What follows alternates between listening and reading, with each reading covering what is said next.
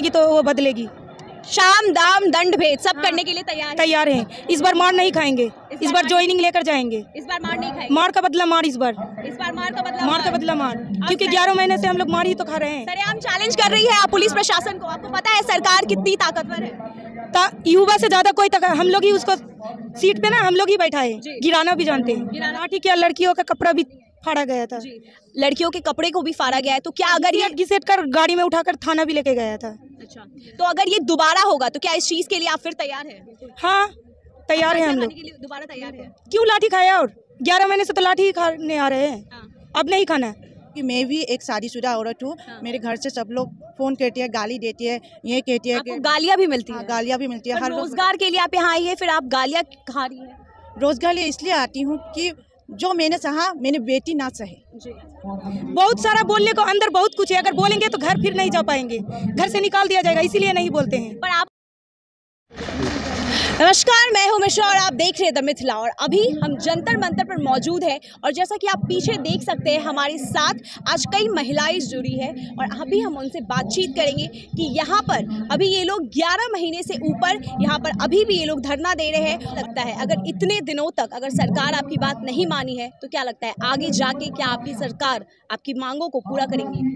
आज इस आंदोलन को पूरे 324 दिन हो गए हैं और 324 दिन से हम एक जायज़ मांग कर रहे हैं। एक नाजायज़ मांग नहीं है, क्योंकि हमारी मांग जायज़ है। हमने written test, physical test, medical test तीनों चरणों को अच्छे नंबर से पास किया है। जब 30 नंबर वालों को ज्वाइनिंग मिल सकती है तो 87 नंबर लाने के बाद हम बेरोजगार क्यों हैं? हमारी सरकार से बस यही मांग है। अगर आपने संसद में बयान दिया है, अभी 4 दिसंबर को अमित शाह जी, माननीय गृह मंत्री जी ने बयान दिया कि 2 लाख से अधिक वैकेंसी सशस्त्र सीमा बलों में खाली है, तो हम क्यों ना मेडिकल फिट बच्चों को ज्वाइनिंग दी जाए। आपने कहा कि मेडिकली फिट, चलिए माना कि आप लोग मेडिकली फिट है, मगर सूत्रों के अनुसार ये हमें पता चल रहा है कि यहाँ पर जो लोग हैं उनमें से आधे लोग क्वालिफाइड नहीं है, इसीलिए सरकार डिजर्विंग लोगों को उस पद पे रखना चाहती है। ये बताइए, पैरामिलिट्री फोर्स CAPF के अंतर्गत भर्ती में पहले तो लिखित परीक्षा पास होनी होती है, फिर फिजिकल, फिर मेडिकल। यहाँ जितने भी बच्चे बैठे हैं सभी मेडिकली फिट है। सरकार हमें बताए कि अगर और कोई परीक्षा देनी बाकी है तो हम उस चरण को भी पास करने तैयार है, क्योंकि अभी जो वर्दी पाकर वहाँ बैठे हैं वो 30 नंबर लाकर शरदों पर बैठे हैं और हम 87 लाने के बाद यहाँ बेरोजगार है। और कौन सा चरण बाकी है? मैं सबूत के साथ बता सकती हूँ, यहाँ जितने भी बैठे हैं इस भर्ती में जाने के लिए योग्य उम्मीदवार है। अच्छा, मेरा सवाल आपसे ये है कि आप लोग इतने टाइम से धरना दे रहे हैं, आप लोग ट्विटर पे भी ट्रेंडिंग में जा रहे हैं, तो आपको क्या लगता है सरकार को ये दिख नहीं रहा है? दिख तो सब कुछ रहा है, लेकिन जानबूझ के अनदेखा किया जा रहा है। लेकिन उनको लगता हो कि अनदेखा करेंगे हम हार मान जाएंगे, तो ऐसा बिल्कुल भी नहीं है। हम तब तक लड़ेंगे जब तक नहीं जीतते। आप कह रहे हैं कि आप तब तक लड़ेंगे जब तक आप नहीं जीत सकते। आप इतने टाइम से यहाँ पर है, आपको क्या लगता है कि आपके घर वालों को कोई परेशानी नहीं हो रही है या आपको कोई परेशानी नहीं हो रही है? मैम, परेशानी हमें भी हो रही है, घर वालों को भी हो रही है, लेकिन जितनी परेशानी बेरोजगारी की वजह से हो रही है ना, उतनी परेशानी नहीं हो रही। जब तक हमें रोजगार नहीं मिल जाता हम लड़ेंगे। अच्छा, आप ये बताइए, क्या इतना आसान होता है सरकार के ऊपर इल्जाम लगाना कि सरकार रोजगार नहीं दे रही है? कोई ना कोई तो वजह होगी ना जिसकी वजह से सरकार इस चीज को अनदेखा कर रही है। क्या लगता है आपको? एक बात बताऊं ना, कि जो ये फाइनल मेरिट लिस्ट से हम बाहर हैं, उनकी सबसे पहली बात ये है, फाइनल मेरिट लिस्ट ये होता है एक पैरामीटर, लेकिन तब होता है जब हमारे पास वैकेंसी नहीं होती। ये तब का नहीं होता कि हमारे पास वैकेंसी इतनी खाली पड़ी हुई है, हम फिर भी उस पर एक पैरामीटर रखे दे रहे हैं कि हम इनको नहीं ले सकते। ये सिर्फ तब का होता है पैरामीटर जब हमारे पास वैकेंसी नहीं होती, लेकिन वैकेंसी इतनी खाली पड़ी है कि वहाँ पे लोग मतलब डबल ड्यूटी कर करके थक रहे हैं। कोई रिजाइन दे रहा है, कोई कुछ दे रहा है, कोई मर रहा है वहाँ पे, और यहाँ पे जो योग्य युवा बैठे हैं वो मर रहे हैं बेरोजगारी की वजह से, अपनी ज्वाइनिंग को लेके मर रहे हैं। तो दोनों तरफ लोग मर रहे हैं और इसमें सरकार का भी घाटा है, क्योंकि ये ना हमारे देश के साथ खिलवाड़ हो रहा है। क्योंकि हम इतने शहादत दी है ना शहीदों ने, उनकी शहादत का मजाक उड़ाया जा रहा है। उनने शहादत दी थी कि हमारे देश को ये लोग संभाल कर रखेंगे, लेकिन ये लोग अंदर से खोखला कर रहे हैं। यस, आपको अगर DM बना दिया जाए तो क्या क्या करोगे? हम जो भी, सबसे पहले तो देश की मजबूती होनी चाहिए, जवानों की मजबूती होनी चाहिए, मतलब अंदर से देश पहले मजबूत होना चाहिए। सबसे पहले जो योग्य है उसको अधिकार मिलना चाहिए, तभी तो देश के लिए कुछ अच्छा कर पाएगा ना। आप लोग सरकार को तानाशाह बुलाते हो, ठीक है, तो मैं आपसे ये पूछना चाहूंगी कि किस तरीके की तानाशाही आप लोग को देखने को मिल रही है। और इसके साथ दूसरा सवाल ये कि आप लोगों को सरकार से इतनी शिकायतें हैं, मगर आपने कहा कि आप लोग योग्य हैं। शायद सरकार की नज़रों में आप लोगों से ज़्यादा कोई योग्य होंगे, इसी वजह से आप लोगों को ये पद नहीं दिया जा रहा है। क्या कहेंगे आप इसके ऊपर? अगर इससे ज़्यादा योग्य लोग होते ना तो ये वैकेंसी खाली पड़ी क्यों है? वहाँ पे वो लोग होते ना मौजूद। हमें शिकायत इससे नहीं है कि हमें बाहर किया गया है, वहाँ से इतनी सारी वैकेंसी खाली पड़ी हैं, वो क्यों पड़ी हैं? वो भरी होती फिर भी हम बाहर होते तब तो ठीक है, हम मान लेते अपनी गलती। लेकिन देश खोखला है अंदर से, देश को जरूरत है। बाहर है तो वो तो बता दीजिए कि हम लोग का गलती क्या है। देश को जरूरत है हमारी, पढ़ाते जा सरकार रहे ही हैं। घोटाला वाली है। सरकार घोटाला किस तरीके का घोटाला है? क्योंकि हम लोग योग्य होते भी सड़कों पे है, रोजगार नहीं योग है। एक सेकंड मैडम, ये योग्यता कौन डिसाइड करेगा कि आप लोग योग्य है या नहीं? हम लोग सरकार, वो तो हम लोग हर कुछ दे चुके हैं, ये तो हम लोग को पता नहीं कि हम लोग योग्य है। लेकिन हम लोग तो बोल रहे योग्य है, ये तो सरकार बोल रही है कि हम लोग योग्य नहीं है। वो किस लिए बोली? वो तो कारण सरकार के पास एक करके सरकार के पास पावर है तो वो डिसाइड कर सकती है ना कि ये यहाँ पे जो युवा बैठे हैं वो योग्य है या नहीं, क्योंकि उनके हाथ में ही भर्ती करना है। सरकार ही गलत है, घोटाला वाली सरकार ही है। अच्छा, आप कितने दिनों से यहाँ पे बैठे? 11 महीने से, बच्चा छोड़कर आए। आपका बच्चा अकेला है? 3 साल का बच्चे है। तो आप अपने बच्चे को छोड़कर यहाँ इतनी ठंड में आप यहाँ पर है, तो क्या लगता है कि क्योंकि हम बेरोजगार है इसीलिए तो है। अगर हम मेरे पास रोजगार रहते तो हम तो इधर नहीं भटकते। तो आपको अपने बच्चे की याद नहीं? हाँ, वेस्ट बंगाल से आई हूँ। आपने जो इमोशन वाला बयान दिया था स्टेट पे, हाँ, बहुत सारा बोलने को अंदर बहुत कुछ है। अगर बोलेंगे तो घर फिर नहीं जा पाएंगे, घर से निकाल दिया जाएगा, इसीलिए नहीं बोलते हैं। पर आप अपनी भावनाओं को व्यक्त करेंगी तभी तो देश की जनता देख पाएगी और आपसे कुछ सीख पाएगी। जब हमको घर से ही निकाल दिया जाएगा तो हमको कौन रखेगा? सरकार रखेगी। पर आप 11 महीने से यहाँ पर है तो क्या आपके घर वाले आपको कुछ बोल नहीं रहे? इस बार बोला है कि अगर हो जाए तो ठीक है, नहीं तो और जाने को नहीं मिलेगा।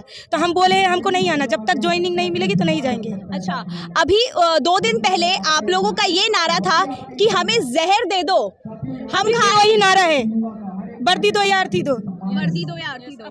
मैडम, आप क्या कहेंगे? आप कहाँ से आई है? मैं आसाम से हूँ। मैं यही कहना चाहता हूँ कि सरकार को ये जितने भी यहाँ पर युवा है, बहनें हैं, भाई है, सभी को ज्वाइनिंग दीजिए, क्योंकि यहाँ बहुत मुश्किल से हम रह रही है। जो कि दिल्ली में जो ठंड बढ़ रही है, यहाँ के कपड़े नहीं है, यहाँ रहने की नहीं दे रहा है। जब गुरुद्वारा में जाओ तो वहाँ से भगा देती है, कहीं भी जाओ तो भगा देते हैं। बहुत मुश्किल से हम रहते हैं। यही रिक्वेस्ट है कि हमें ज्वाइनिंग दे दीजिए, क्योंकि हम सब कुछ क्वालिफाई कर सकिए। क्योंकि मैं भी एक शादीशुदा औरत हूँ। मेरे घर से सब लोग फ़ोन करती है, गाली देती है, ये कहती है कि गालियाँ भी मिलती है? गालियाँ भी मिलती है। हर रोजगार के लिए आप यहाँ आई है, फिर आप गालियाँ खा रही है? रोजगार लिए इसलिए आती हूँ कि जो मैंने सहा मेरी बेटी ना सहे जी, इसलिए वो मैंने जो कर रही हूँ, मैं योग्यता होकर उसको भी ऐसे करूँ जी। इसलिए मैं यहाँ आकर घर लोग बोलते हैं कि इस बार मत आना या कहीं जाना। मैं तो ये ठान लिया है कि जब तक मुझे ज्वाइनिंग नहीं मिली मैं यहाँ से नहीं जाऊँगी। अच्छा, इसके पहले आप लोगों के ऊपर लाठियाँ तक बरसाई गई है, तो क्या अगर लाठी क्या, लड़कियों का कपड़ा भी फाड़ा गया था। लड़कियों के कपड़े को भी फाड़ा गया है, तो क्या अगर ये घिसेट कर गाड़ी में उठाकर थाना भी लेके गया था। अच्छा, तो अगर ये दोबारा होगा तो क्या इस चीज के लिए आप फिर तैयार हैं? हाँ, तैयार है हम लोग। के लिए दोबारा तैयार है? क्यों लाठी खाया? और 11 महीने से तो लाठी ही खाने आ रहे हैं, अब नहीं खाना। तो कल अगर वापस से ये धरना होता है और वापस से यहाँ बैरिकेडिंग लगाई जाती है और आप लोगों को नहीं निकलने दिया जाएगा, तो अगर ये छोड़कर 10 भी बैरिकेडिंग लगेगी ना तो हम लोग संसद का घेराव करेंगे। संसद का घेराव करेंगे? हम लोग के पास कुछ नहीं बचा है, कुछ भी नहीं बचा है। अगर मार दिया जाए तो कोई बात नहीं। आप मरने के लिए तैयार है? अगर मरने के लिए तैयार नहीं रहते तो हम लोग इस पे तो नहीं आते ना, डिफेंस में तो नहीं आते ना। आपको आखिरी अल्टीमेटम दिया गया, आपने कहा है मेरे घर से, ठीक है, अगर जॉब नहीं मिलती है तो क्या करेंगे? जब तक जॉब नहीं मिलेगी तो नहीं जाएंगे, अगर मिल गई तब जाएंगे। प्रोटेस्ट का शौक नहीं है, हम बस हक मांग रहे हैं, हमें हमारा हक मिल जाए। हम कोई प्रोटेस्ट नहीं करेंगे, हमें कोई शौक नहीं है प्रोटेस्ट का। बस हमें वर्दी चाहिए, हमें हमारा हक चाहिए, खत्म प्रोटेस्ट। क्या लगता है कि आप अपना हक लेने में कामयाब हो पाएंगी? बिल्कुल कामयाब होंगे, क्योंकि हम तब तक हार मानेंगे ही नहीं जब तक हम जीत नहीं जाते। आप लोगों ने पुलिस प्रशासन से 2 दिन का वक्त लिया था और आज आखिरी दिन है। आज आखिरी दिन है, तो कल से क्या?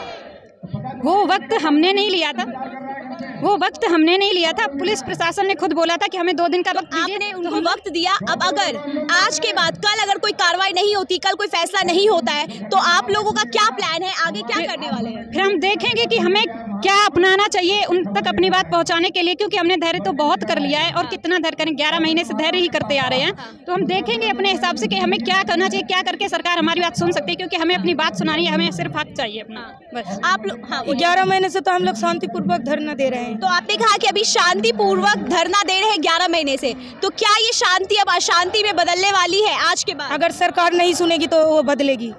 शाम दाम दंड भेद सब करने के लिए तैयार हैं। इस बार मार नहीं खाएंगे, इस बार ज्वाइनिंग लेकर जाएंगे। इस बार मार नहीं खाएंगे, मार का बदला मार, इस बार मार का बदला मार, क्योंकि 11 महीने से हम लोग मार ही तो खा रहे हैं। सरेआम चैलेंज कर रही है आप पुलिस प्रशासन को। आपको पता है सरकार कितनी ताकतवर है?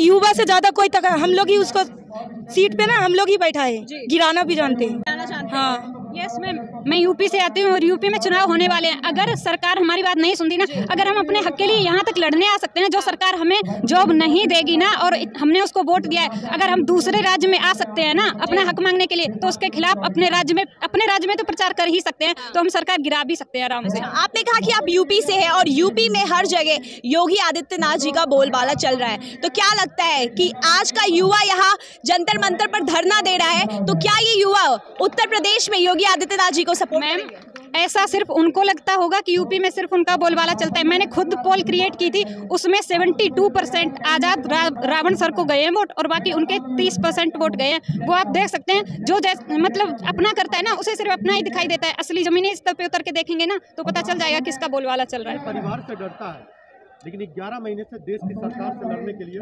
सड़कों पर बैठा हुआ है, लेकिन अपने परिवार से डरते हैं कि मेरे पास कुछ नहीं है। अगर हमको घर से निकाल दिया जाता है तो हम कहाँ जाएंगे? हमको तो रोजगार भी चाहिए ना। तो आपका अगर ये इंटरव्यू आपके घर वाले देखेंगे तो क्या लगता है? तो इसीलिए तो कुछ नहीं बताते हैं घर के बारे में, क्या क्या होता है। गलत लड़ाई लड़ रही है या हक की लड़ाई लड़ रही है? पहले तो झगड़ा हुआ था यहाँ आने के लिए, तो हम फिर समझाए अपना हस्बैंड को। मेरे हस्बैंड अच्छे हैं, वो सपोर्ट करते हैं।